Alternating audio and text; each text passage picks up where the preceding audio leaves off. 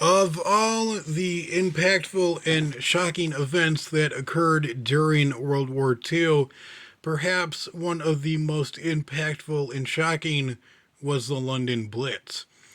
From September 7th, 1940 to May 11th, 1941, over the course of 57 days and 57 nights, the German Air Force, or Luftwaffe, unleashed a nightmarish bombing raid on the city of London, England. In this documentary, we will take a look at what led to the London Blitz, what occurred and how the British responded, and its impact on the German war effort. By the year 1940, the Second World War had been raging for 2 years. The world was stunned by the lightning fast military campaigns that were being carried out by the Germans that resulted in over 40% of Europe falling into the hands of the Third Reich. In May of 1940, France fell to the German onslaught. With the French out of the fight, the German High Command then turned their attention to their next target, Britain. The German High Command had a strong desire to launch a full scale invasion of Britain, but there was one major obstacle that stood in their way, and that was Britain's Air Force. The Royal Air Force, or RAF for short, was not a force to be trifled or messed with. Even though it had far fewer airmen and fewer aircraft than the German Air Force, the Luftwaffe, its pilots were highly motivated to defend their country and were bolstered by volunteers from around the rest of the British Empire. Britain's use of the new technology radar was much more advanced than Germany's. This gave the British a significant edge when it came to responding to attacks, and while German attackers had too much on their plate when it came to objectives such as destroying facilities on the ground, engaging in the air, and targeting the blockading ships in the waters around Britain, the British, on the other hand, only had one objective, and that was only to focus on engaging the German threat. This singular purpose, combined with technology like the highly maneuverable Spitfire aircraft, allowed Britain's relatively smaller air force to withstand one German attack after another. However, Germany's superior numbers, for every 5 British aircraft, there were 6 German aircraft, eventually began to wear the Royal Air Force down. And were it not for a chain of events that occurred in August of 1940, it's likely that Germany would have eventually prevailed against the British. It was in late August when some German bombers accidentally dropped their payload of bombs onto civilian areas near London. Up until this point, Germany had mainly attempted to focus on military targets, so it was a very shocking development that they would appear to be targeting civilian populations. In response, on August 25th, 1940, Britain bombed the German capital city of Berlin. This event angered the Germans, and they vowed to wipe London off the face of the earth. The German High Command changed their strategy, and they ordered their planes to decimate British cities, especially London. The British had long feared that Germany would launch an assault on the civilian populations. Some preparations had been made for this. In 1939, following the outbreak of the war, thousands of children had been evacuated from the cities to the countryside, and shelters were distributed to city dwellers. There were two types of shelters. The first type was known as an Anderson shelter. These were shelters that were buried in the backyard and could fit up to 5 people. Well, another type of shelter, known as a Morrison shelter, essentially a box made of heavy wood and metal plates, could be set up in the house that could fit one person inside of it. A policy of blackouts was also enforced. All lights, both outside and inside, were turned off for a few hours from the evening hours all the way until the morning. Without any lights, enemy bombers could not see their targets. But beyond these preparations, though, life went on with some semblance of normalcy.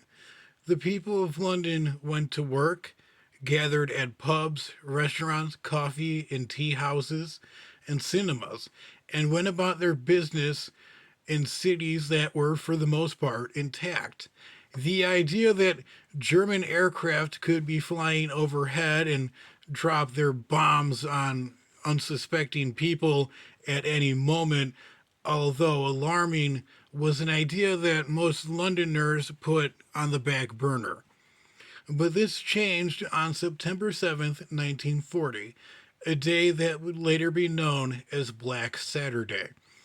On this day, a massive German bombing raid killed 450 people and wounded more than 1,500 in the city of London alone. Black Saturday was just a taste of what the Germans had to offer, and from that point forward, a bombing raid occurred every night. Major population centers, including Liverpool, Bristol, Manchester, Cardiff, Glasgow, and Southampton, were also attacked by the Germans, but London was subjected to the worst bombing campaign of all. These raids were beyond devastating. Entire sections of London were destroyed. Churches, schools, cinemas, hospitals, apartments, and stores were reduced to nothing but rubble and consumed by flames. Ear piercing air raid sirens rang out every night, sometimes all through the night. Citizens were on a daily basis exposed to death, destruction, and scenes of absolute horror. They lived their lives ready at a moment's notice to flee to shelters with nothing but the clothes on their backs, where they would spend hours huddled together, cold and afraid, as explosions rang out throughout the city above them. When the air raid sirens finally stopped, Londoners would emerge to fight fires, clear rubble, bury the dead, and tend to the wounded and injured, knowing full well that they would repeat this process the next night and the night after that for God knows how long. Many famous London landmarks were damaged but not destroyed. Buckingham Palace, the Imperial War Museum, the Tower of London, the London Zoo, St. Paul's Cathedral, the Houses of Parliament, and 10 Downing Street, where the British Prime Minister lives, were all hit, but survived in no part thanks to the heroic work of firefighters in the city. And while many historical and important buildings were saved, thousands of ordinary homes and workplaces were not. The Docklands area of London, home to many working class families, was particularly hard hit. The docks were a desirable target for German attacks and so attracted many bombs. This, combined with a shortage of space and shelters and very few resources for rebuilding bomb damaged areas, made the Docklands one of the most damaged areas of London. But despite the horrors of the Blitz, life carried on. People still went to work. Some shops, pubs, theaters, and cinemas remained open. People were often photographed carrying on with their day to day work despite the unfolding disaster. There are many examples of people using humor as a way to deal with the horrific conditions. Many photographs appear to document a sense of cheerful endurance. This attitude was made clear by the now famous morale boosting campaigns run by the British government, with slogans like, "Your courage, your cheerfulness, and your resolution will bring us to victory." The Blitz spirit is something that is fondly remembered and has become a point of British national pride. But at the same time, it only represents some of the story.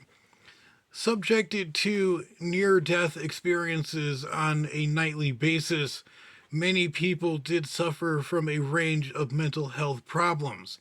Night terrors, insomnia, nervous breakdown, and psychosis ran rampant. Some people even gave up on seeking shelter when the air raid siren sounded. Crimes such as theft and murder were at an all time high during the London Blitz, and there were few resources to combat it. Fear was experienced by everyone, from the rich to the poor, were utterly terrified, and many were suffering but had no choice but to carry on with their lives. And the fact that they did carry on was viewed by the government as evidence of high morale, and this was extensively used for propaganda purposes. However, most of the stress and suffering of the British people was caused by the British government, who struggled to provide adequate shelter. Anderson's shelters, the one that I mentioned earlier, were cold and damp and would only provide protection from shrapnel. Morrison shelters would protect people from a falling building, but provided very little protection from fires or thick, choking clouds of dust and smoke that often followed. Some shelters were built using the incorrect materials, resulting in them simply crumbling when hit, providing them with very little to no protection. There was also a great demand for deep underground structures similar to those that the government had constructed for its own personnel. But the government was hesitant to provide these shelters to ordinary people out of concern that they would retreat underground and stay underground and never leave, thus hampering the war effort. As a result, thousands of Londoners took shelter in the London Underground Railway network. These proved to be very popular and were soon fitted with beds, bathrooms, hospitals, and more. But these shelters also had hazards.